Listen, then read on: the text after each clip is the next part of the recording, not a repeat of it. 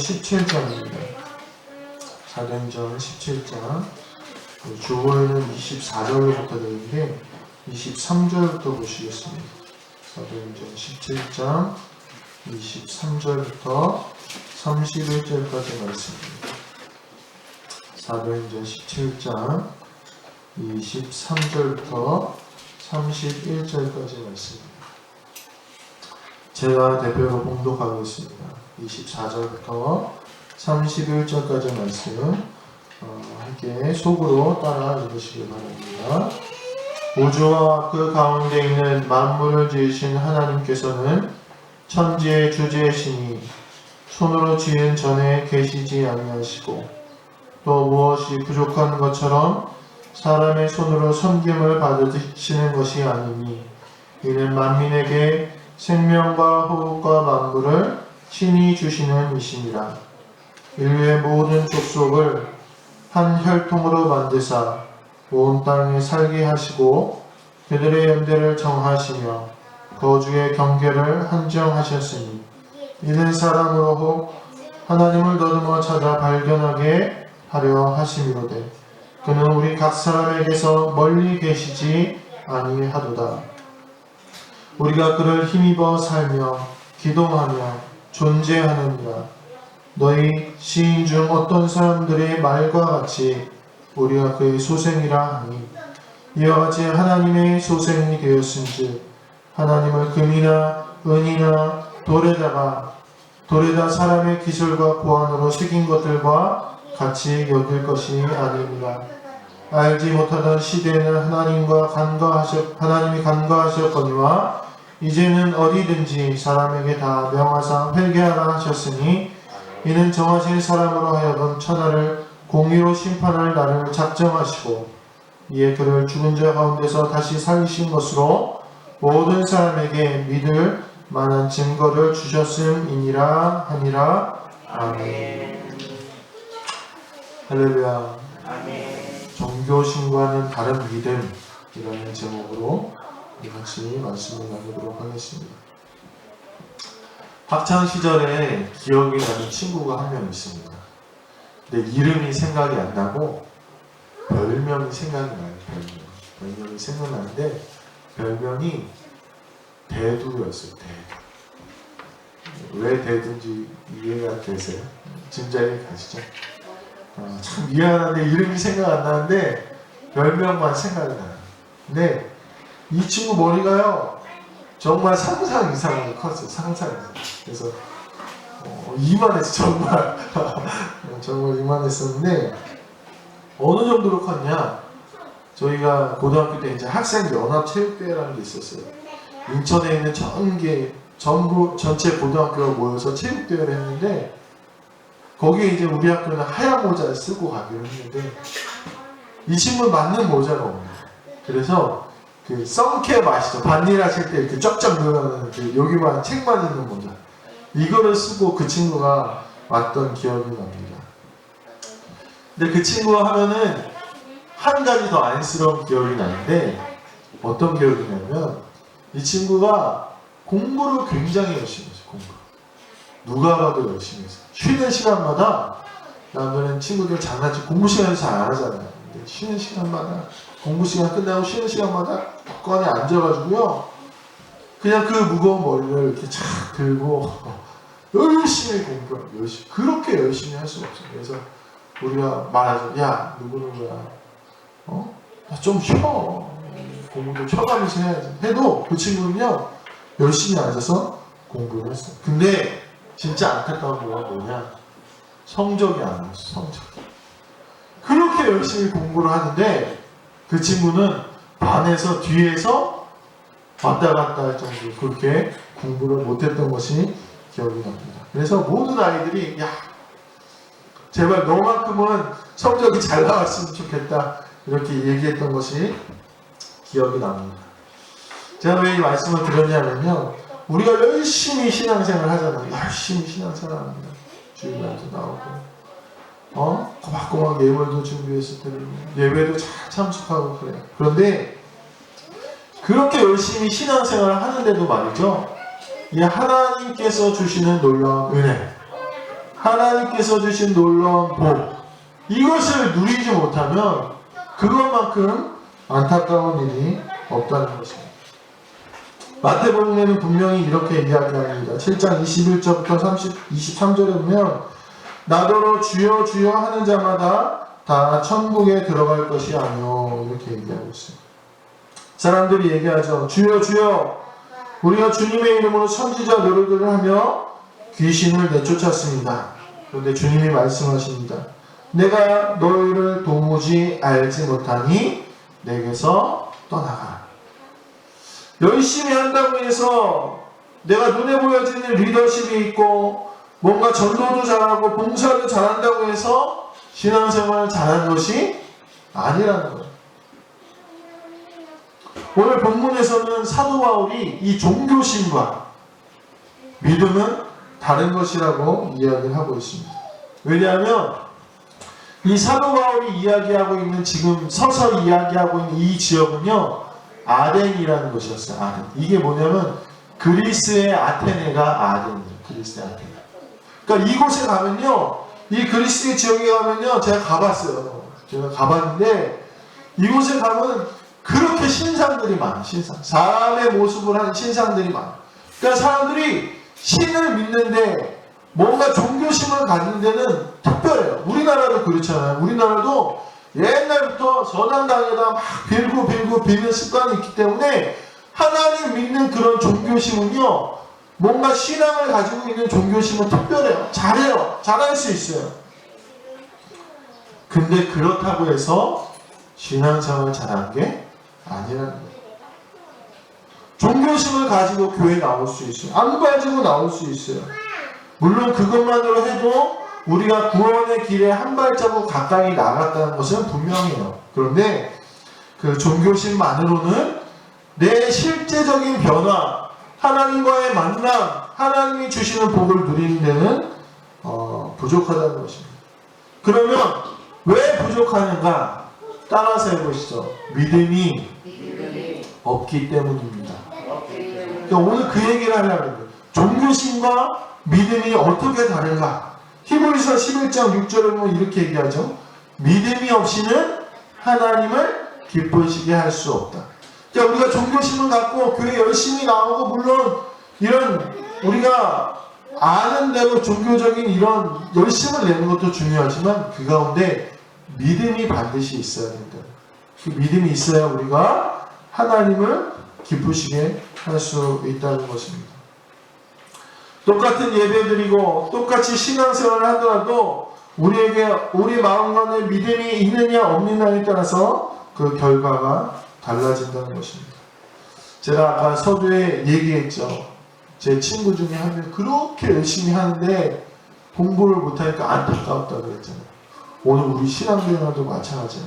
우리가 열심히 신앙생활하는데 오늘 하나님이 주시는 변화와 놀라운 열매가 있어야 되지 않겠습니까? 오늘 우리가 과연 내가 종교심과 믿음이 뭐가 다른가? 이것을 한번 말씀을 통해서 같이 나눠보시면서 우리 성도님들 가운데도 그냥 종교심만, 교회 나오는 것뿐만이 아니라 믿음을 소유하게 되시기를 간절히 소망합니다. 첫 번째로 23절에 보면 뭐라고 얘기하고 있느냐? 알지 못하는 신에게라고 새겨진 단이라는 구절이 나옵니다. 23절에 보면 그러죠. 내가 두루다니며 너희가 위하는 것들을 보다가 알지 못하는 신에게라고 새긴 단도 보았습니다. 이게 뭐냐면 그리스인들이 신상을 만들었는데 어떤 신인지 모르고 만든 거예요. 그냥 이런 신이 있겠거니 라고 만든 그런 단을 보았다는 거예요. 이게 이 종교심과 믿음을 분명하게 차이 지어주는 구절이라는 것입니다. 많은 사람들이 종교를 갖는 이유, 하나님을 믿는 이유를 어디서 갖고 오냐면 불확실한 미래 때문에 갖고 온, 불확실한 미래 때문에 예수님을 믿는 사람들이 있어요. 그렇죠? 내가 죽으면 어떻게 될까? 천국에 갈까? 내가 죽으면 어떻게 될까? 내가 하나님 믿음 복 받는다 그러는데 내가 잘 살아갈 수 있을까? 이런 두려움 때문에 종교를 가질 수 있다. 마치 보험을 들듯이 저도 이제 이쪽 이빨을 하나 뺐는데 처음에는 좀 집값 왜 들어? 뭐 저축이나 이랬는데 막상 빼고 큰돈이 들어가고 나니까 될 걸 그랬다 이런 생각이 들어요. 그러니까 우리가 종교를 그런 생각으로 가질 수 있다는 거죠. 야, 혹시 진짜 하나님 계시면 어떻게 해? 그러니까 내가 믿어봐야겠다. 이거는 뭐라고요? 이게 종교심이라는 거예요. 인도에 가면요, 처음에 선교사들이 깜짝 놀랐다고 해요. 왜냐하면 예수님 믿으라고 하면 잘 믿는데요. 잘 믿겠다고 그렇게 쉽게 얘기한다는 거예요. 택시를 타면요, 택시에 그 우상들이 수두룩하게 이렇게 그 본네트 앞에 이렇게 신상들, 우상들이 이렇게 본네트 앞에 이렇게 쫙 놔둔다고 해요. 그래서 선교사님 택시에 타서 그 택시 드라이버한테 예수님이란 분이 계십니다. 그분이 당신을 구원하셨고 그분을 믿어 우리가 구원받습니다. 복음을 전한다. 그러면 택시기사가 뭐냐면 내가 믿겠다고 믿겠다고 그런대요. 그래서 이 선교사님이 너무 신나가지고 하늘이 이렇게 쉽게 구원되는구나 이렇게 하고 자세하게 얘기하려면 택시기사가 이렇게 합니다. 그러면 그 예수라는 신을 빨리 하나 달라 이런다는 거예요. 왜요? 그 수많은 신들 옆에다가 예수라는 신도 하나 옆에다가 같이 놓으려고 그렇게 얘기를 한다. 그 사람들의 믿음은 그렇다는 거예요. 이 신도 믿고 저 신도 믿고 보험을 들어놓는 거예요. 그래서 내가 혹시나 나중에 내가 큰일을 만났을 때 혹시나 내가 죽을 때 이 많은 신들 중에 하나가 나를 구원하겠지 이렇게 생각을 한다는 겁니다. 그들은 예수님만 믿지 않는다는 거예요. 우리도 사실은 그런 마음이 있을 수 있다는 거예요. 불확실한 미래 때문에 그냥 혹시나 모르니까 예수님 믿는 이런 마음이 우리 가운데도 있을 수 있다는 것입니다. 그러나 믿음은요, 그것이 아니라는 거예요. 확실하게 나의 구주이신 예수 그리스도를 알아야 된다는 거예요. 믿음은요, 한 분이신 하나님을 믿는 거예요. 이 세상에 수많은 많은 신들 중에서 하나를 같이 믿는 게 아니라요, 오직 유일하신 한 분이신 하나님을 믿는 거예요. 그러려면 어떻게 해야 됩니까? 하나님이 계신 걸 확실하게 알아야 된다. 확실하게 지금 아십니까? 아이고, 큰일 났네. 오늘 하나님이 살아계신 하나님이심을 확실하게 믿으십니까? 아멘. 믿으시길 바랍니다. 그렇기 때문에 오늘 믿음은 뭐냐? 하나님이 정말 확실한 하나님이신지 믿는 과정이 믿음이에요. 그게 뭐예요? 사모해야 되는 거예요. 하나님 날 만나게 해주세요. 하나님 내가 확실한 하나님을 체험하게 해주세요. 이게 종교심과 믿음의 다른 점이에요. 사모함이 있어야 된다는 거예요. 우리가 하나님을 믿는다고 하면서도요, 하나님의 실체를 모르고 신앙생활을 하는 것은요, 하나님을 기쁘시게 할 수 없다. 그러므로요, 신앙생활은요, 사모해야 돼요. 사모하는 게 뭐예요? 다들 연애 해보셨죠? 연애 해보셨죠? 연애하면 어때요? 보고 싶어도 보고 싶은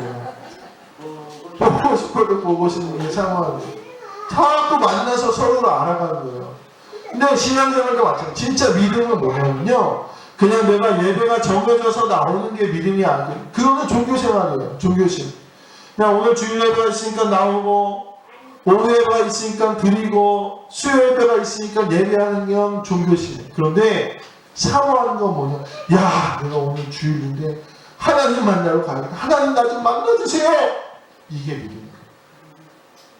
오늘 우리가 종교심으로 이 자리에 나오셨습니까? 믿음으로 나오셨습니까? 하나님 나 좀 만나주세요. 또 보고 싶은 거야. 오늘 예배 또 드리고, 하나님 만나주세요. 수요 예배 또 드리고, 새벽 예배 매일매일 나와서 하나님을 찾는 거예요. 그러면 하나님이 만나주시고 하나님이 실제하시다는 것을 우리가 알 수 있게 된다는 것입니다. 우리나라가요, 예배가 유독 많아요. 다른 나라들에 비해서. 왜 그렇습니까? 처음에 하나님을 믿은 사람들이요, 하나님이 너무 좋은 거야. 사모하는 거야. 그러니까 계속 예배 드리는 거예요. 그런데요, 그 예배를 통해서 우리 우리가 비약적인 믿음의 성장, 교회 부흥이 일어났는데 지금은 어떻습니까? 참 안타깝게도요. 예배가 사라져가고 있어요. 왜 그런 줄 아세요? 그게 사모함이 아니라, 믿음이 아니라 이제는 종교심으로 신앙생활을 하기 때문에. 한 번 드리면 되지. 두 번 드리면. 사모하는 마음이 없어지니까 우리가 종교심으로 돌아가게 되고, 이제는 우리 가운데 진정한 부흥이 없게 된다는 것입니다. 우리가 첫 번째로 우리가 믿음으로 가지고 하는 신앙생활은 하나님이 계심을 확실히 알아야 된다. 그리고 그것은 날마다 사모함으로부터 나온다는 것입니다. 그 믿음이 있게 되시기를, 날마다 사모하시는 하나님을 사랑하시는 우리 성도님들 되시기를 주님의 이름으로 간절히 축원합니다. 두 번째로 24절에 보면 이렇게 말씀하고 있습니다. 24절에 보면 우주와 그 가운데 있는 만물을 지으신 하나님께서는 천지의 주제시니 손으로 지은 전에 계시지 아니하시고, 이렇게 얘기하고 있습니다. 사실 이 말씀은요, 자꾸 이상하게 해석하는 사람들이 있어요. 교회 나오지 않아도 된다, 뭐 하나님이 어디에 계시다, 우리 마음대로 신앙생활합니다, 이렇게 얘기하는데, 이런 의미의 말씀이 아니라 이 말씀은요, 우리의 노력으로 하나님을 만날 수 없다는 거예요. 우리의 노력으로 하나님을 만날 수 없다는 거예요. 그러니까 노력이 필요 없다는 말이 아니에요. 노력이 필요 없다는 말이 아니라 하나님은 우리의 생각의 테두리 안에 계시지 않는다는 거예요. 우리가 하나님을 만날 수 있는 이유는요, 우리가 사모하며 하나님을 만날 수 있는 이유는요, 하나님께서 약속하셨기 때문에, 야, 너네가 사모하면 나를 만나게 해주겠다. 그러니까 이 관계는요, 전적으로 하나님의 주권에 의해서 시작된 관계예요.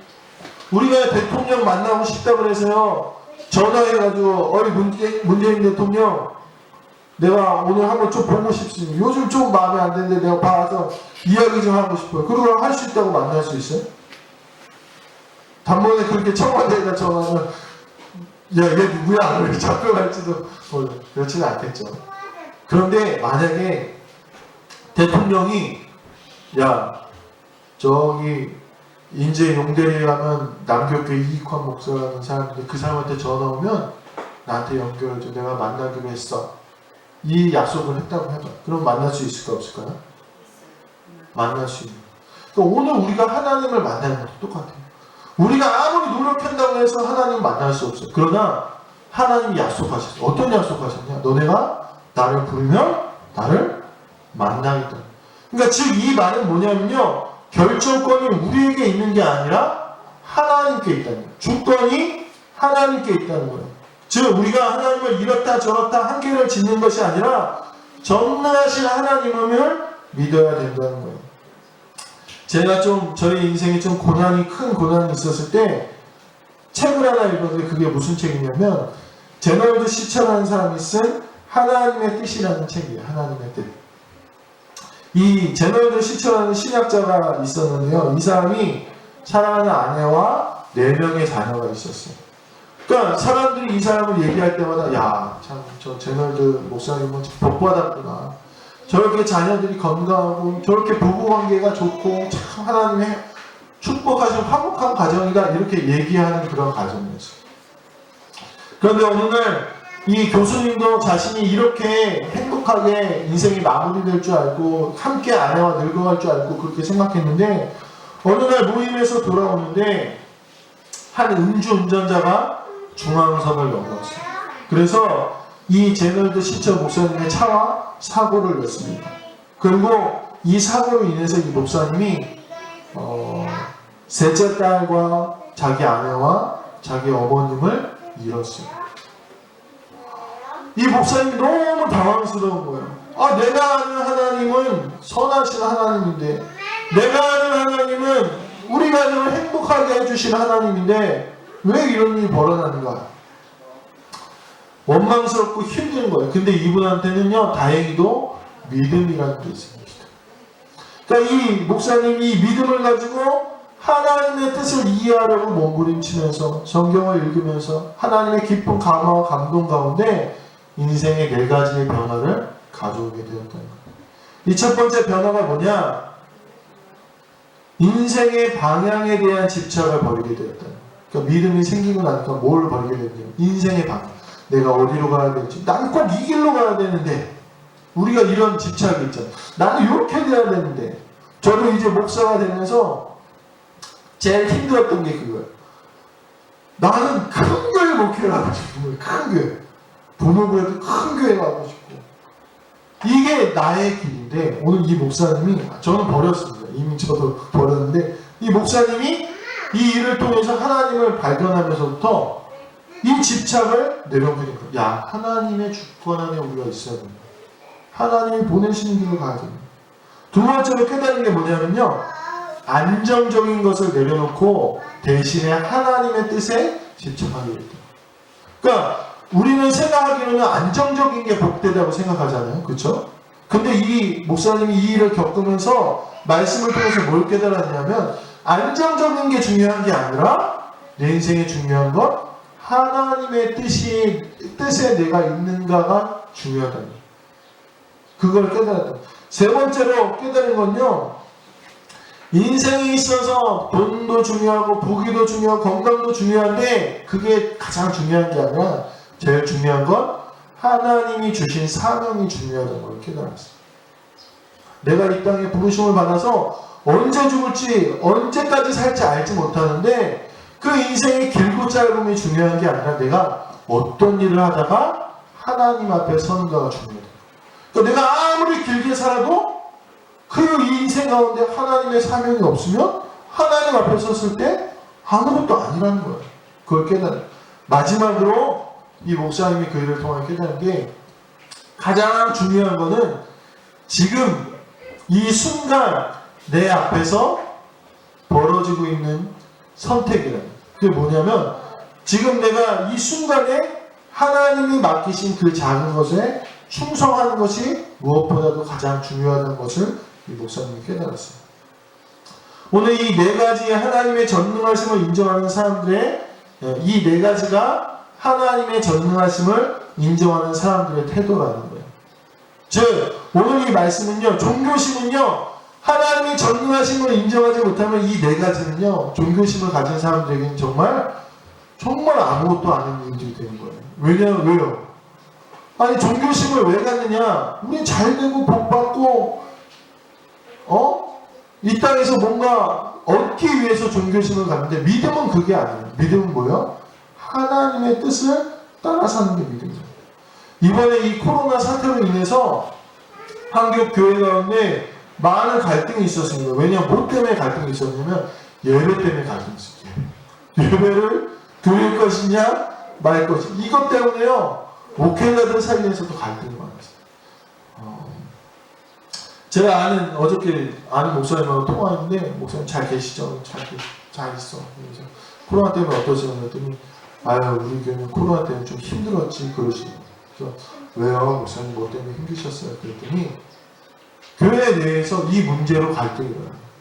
그러니까 젊은 사람들은 왜 코로나가 이렇게 있는데 예배를 드리냐고. 그래서 그 일로 다툼하다가 결국은 몇몇 가정이 교회를 떠나게 되었다는 거죠. 종교심을 가지고 신앙생활을 하면요. 내 마음에 들지 않으면 떠나게 돼요. 야, 우리 교회 왜 그래? 하나님의 뜻이 이래. 떠나게. 그런데 믿음을 가진 사람은요. 그 가운데서 하나님의 뜻을 찾는 거예요. 과연 하나님이 나에게 왜 이런 일을 만나게 하셨는가? 끊임없이 그 순간순간에 나에게 원하시는 하나님의 뜻을 발견하게 된다는 거예요. 그것이 바로 믿음이라는 거예요. 하나님의 뜻대로 되기를 원하는 전능하신 하나님이시기 때문에 그 하나님의 뜻대로 되어야지 선하다는 것을 인정하고 그 뜻을 구하는 것이 믿음이라는 것입니다. 오늘 우리에게 믿음이 있어야 됩니다. 전능하신 하나님을 의지하고 내가 원하는 대로 하려는 집착을 버리고 과연 나를 이 땅에 보내신 하나님의 뜻이 무엇인가를 발견하는 우리 모든 성도님들 되시기를 간절히 소망합니다. 마지막으로 25절에 보면 이렇게 얘기합니다. 또 무엇이 부족한 것처럼 사람의 손으로 섬김을 받으신 것이 아니니 이렇게 얘기하고 있습니다. 우리 교회 마당에 개미가 있어요. 개미가 많아요. 그런데 이 개미 나라에 유독 힘이 센 개미가 한 마리 있었대요. 남들은 쌀 한 톨 이렇게 드는데, 다른 개미들은 쌀 한 톨 드는데, 이 개미는요 쌀 2톨을 막 드는 거예요. 개미가 신이 났어요. 야, 우리 개미 나라에 나만큼 힘센 사람이 없지?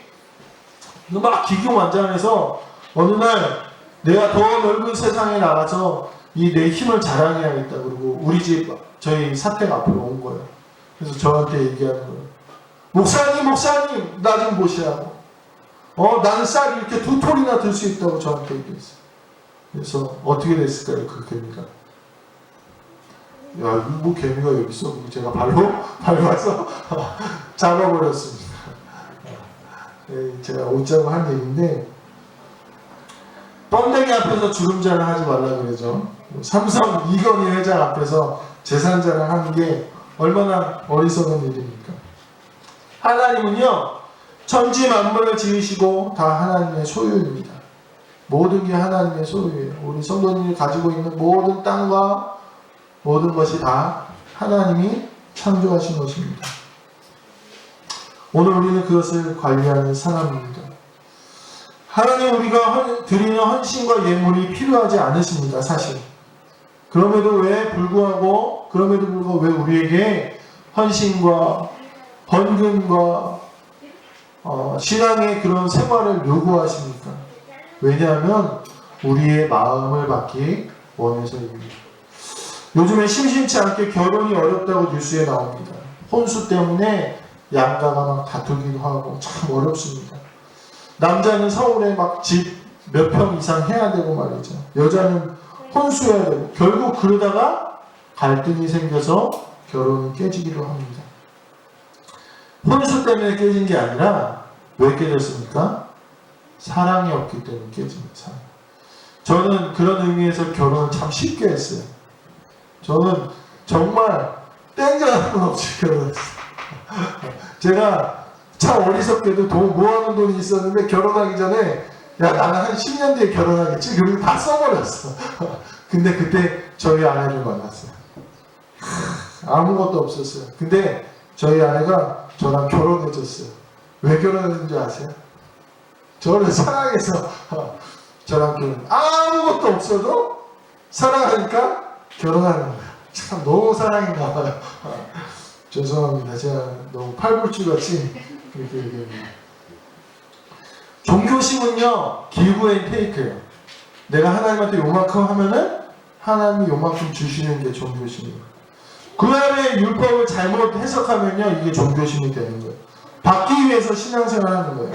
내가 하나님 이만큼 드렸으니까 하나님 나에게 이만큼 주셔야 됩니다. 그런데요, 그건 진실한 사랑의 모습이 아니에요. 금방 깨져버리게 돼요. 우리가 하나님 앞에 드리는 걸로 영생을 얻을 수 있다면 대체 우리가 얼마나 드려야 되는 거예요? 우리는요, 그 만족을 드릴 수 없습니다. 사랑이 없으면 금방 종교심은 깨집니다. 더 좋은 것을 주는 쪽으로 옮겨가게 되기 때문입니다. 세상은요, 쾌락과 즐거움과 육신의 죄를 찾아 우리에게 좋은 것을 주려고 하고 우리는 그것으로 떠나갈 수밖에 없다는 것입니다. 그러나 사랑은 받기 위해서 하는 것이 아닙니다. 믿음은 이미 받은 우리의 십자가의 사랑에 대해서 우리가 감사하며 우리의 마음을 드리는 게 바로 믿음이라는 것입니다. 중국에서 이 나병, 한센병에 걸린 사람들을 선교하는 김요서 선교사님이라는 분이 계시대요. 그분이 어느 날 친구들과 같이 이 한센병 환자들을 치료하고 있을 때였어요. 이 한센병의 환자가 등에 고름이 이렇게 들어있는데 이게 아직 덜 고는 거예요. 그러니까 이 선교사님이 그 고름을 짜주기 위해서 입으로 그 고름 부분을 계속 이제 빨아주었대요. 그러니까 그게 이제 약해지잖아요. 그러니까 입으로 계속해서 빨아줘서 약해지니까 약해진 부분을 이렇게 두 손으로 탁 짰다고요. 근데 이 고름이 탁 터지면서 이 옆에 있던 친구의 얼굴에 튄 거예요. 그 순간 이 친구가 막 울음을 터뜨렸어요. 막 우는 거예요. 그래서 이 선교사님이 물어봤어요. 친구야, 네가 한센병에 전염될까봐 혹시 울었느냐? 그렇게 얘기를 했대요. 그랬더니 이 친구가 그렇게 얘기했다고 합니다. 아니다. 나는 네가 고름을 그 한센병의 환자 고름을 빨아줄 때 그 모습에서 예수님의 얼굴을 보았다. 주님께서 너를 붙잡고 계셨는데 그렇기 때문에 그 사랑과 믿음으로 하나님께 나아간다면 모든 것을 넉넉히 후히 주시고 인생의 놀라운 비밀을 알게 해주시는 하나님을 만나게 된다는 것입니다. 예수님은 아무것도 받지 않으셨지만 그 생명을 우리에게 주셔서 우리를 구원하셨습니다. 그리고 그 헌신을 닮아가는 사랑의 삶이 바로 우리의 믿음이라는 것입니다. 믿음은 주를 위한 거룩한 포기이며 우리가 하나님을 사랑하면 하나님은 하나님을 사랑하는 자녀에게 내 쓸 것을 공급해 주신다는 것입니다. 이 믿음이 우리에게 있게 되길 간절히 소망합니다. 주님 주셔야지만, 주님 뭔가 나에게 채워주셔야지만 내가 주고받는 종교심을 뛰어넘어서 정말 예수님을 사랑하심으로 주님 우리가 헌신의 삶, 예수님의 헌신의 삶을 닮아가시길 바랍니다. 헌신하지 않는 사람들은 믿음이 없어요. 오늘 그 믿음이 우리 가운데 있게 되길 간절히 소망합니다. 오늘 말씀을 마무리하도록 하겠습니다. 우리 27절을 함께 좀 읽었으면 좋겠습니다. 27절 함께 읽겠습니다. 시작. 이는 사람으로 혹 하나님을 더듬어 찾아 발견하게 하려 하시려되 그는 우리 각 사람에게서 멀리 계시지 아니하리라. 제가 예전에 학생들을 데리고 어둠 속의 대화라는 프로그램을 참석한 적이 있어요. 이게 뭐냐면 깜깜해요. 정말 그 방에 들어가면 깜깜한데요. 방이 여러 개가 있어요. 근데 그 깜깜한 방을요, 아무것도 안 보여요. 정말 빛이 하나도 없어서 안 보여요. 아무것도 안 보이는데 그 깜깜한 방을 거기 들어가면 안내자가 있어요. 안내자의 목소리를 따라서 다 이렇게 손을 이렇게 옆 사람 손을 이렇게 잡고 들어갑니다. 들어가면요 거기요 바닷가도 있어요. 서울 시내에 있는 거예요. 서울 시내에 있는 건데 거기 들어가면 바닷가도 있어요. 바다 파도 소리가 초썩초썩 나오고 갈매기가 끼룩끼룩끼룩하고 냄새도 바다 냄새가 나요. 그러면요 아무것도 안 보이는데도요 내가 정말 바다에 있구나 이런 게 느껴져요. 어디 데는 뭐 정원에 들어가기도 하고 어떤 데는 뭐 상점에 커피숍에 들어가기도 하고 그래요. 그거를요 이렇게 더듬더듬 손을 이렇게 더듬더듬 하면서 가면요 안내자를 따라서 가면요 내가 평소에 느끼지 못했던 이 삶이 얼마나 우리는 보는 데만 집중하잖아요. 야 좋다 뭐 이러고 다 봤으면 가자 뭐 이러잖아요. 근데 그 순간순간에 우리가 느낄 게 얼마나 많구나라는 것을 깨달을 수 있는 그런 프로그램이었어요. 제가 오늘 이 말씀을 보면서 우리의 신앙도 그와 같다고 생각을 합니다. 잘 명확하게 보이진 않아요. 명확하게 보이진 않는데 오히려 명확하게 보이지 않는데요. 그 하나님의 손을 붙잡고 더듬더듬 찾아가다 보면요. 우리 인생에서 느끼지 못했던 놀라운 하나님의 은혜를 발견할 수 있다는 거예요. 오늘 그 어둠 속의 대화라는 그 프로그램에 인도하는 사람은요. 시각장애인이 이제 그 안에서 이제 사람들을 이끌어가면서 보이지 않는 세계에 대해서 설명을 해주는데 보이지 않아도요. 보이는 것보다 더 실제할 수 있다는 걸 깨닫게 해주는 거예요. 근데 믿음도 마찬가지예요. 오늘 믿음을 보니까 더듬어 찾아 발견하게 하시미로되 이렇게 얘기합니다. 하나님 우리 곁에 멀리 계시지 않지만 우리가 믿음의 손을 붙잡고 하나님을 더듬 하다 보면 눈에 보이는 것보다 더 확실하게 하나님을 느낄 수 있고 하나님의 은혜를 체험할 수 있다는 것이 오늘의 말씀이라는 거예요. 그럼 우리는 믿음의 종교심이 아니라 믿음으로 하나님을 위해서 살아갈 때 우리가 그 모든 것을 누리게 된다는 것을 깨달으시게 되길 간절히 소망합니다. 특별히 오늘 청년주일이죠. 청년의 때를 맞아서 우리 성도님들, 젊은 청년 성도님들 하나님을 잘 찾으시게 되길 간절히 소망합니다. 그래서 믿음을 가지고 신앙생활 하다가 하나님의 놀라운 깊은 은혜를 발견하시고 체험하시는 우리 모든 청년들과 또 이 자리에 앉으신 모든 성도님들 되시기를 주님의 이름으로 간절히 축원합니다. 기도하시겠습니다. 하나님, 우리의 삶을 돌아봅니다. 우리가 믿음을 가지고 신앙생활을 하고 있는지 단순한 우리의 종교적 행위로 나와 있는지 오늘 이 시간 돌아보게 하시고 간절히 바라기는 믿음을 갖는 우리들 될 수 있도록 주님 역사하여 주셔서 전능하신 하나님, 살아계신 하나님, 인도하신 하나님을 우리가 만나고 경험하는 귀한 모든 성도님들 될 수 있도록 인도하여 주시옵소서. 감사드리며 우리 주 예수 그리스도의 이름으로 기도드렸습니다.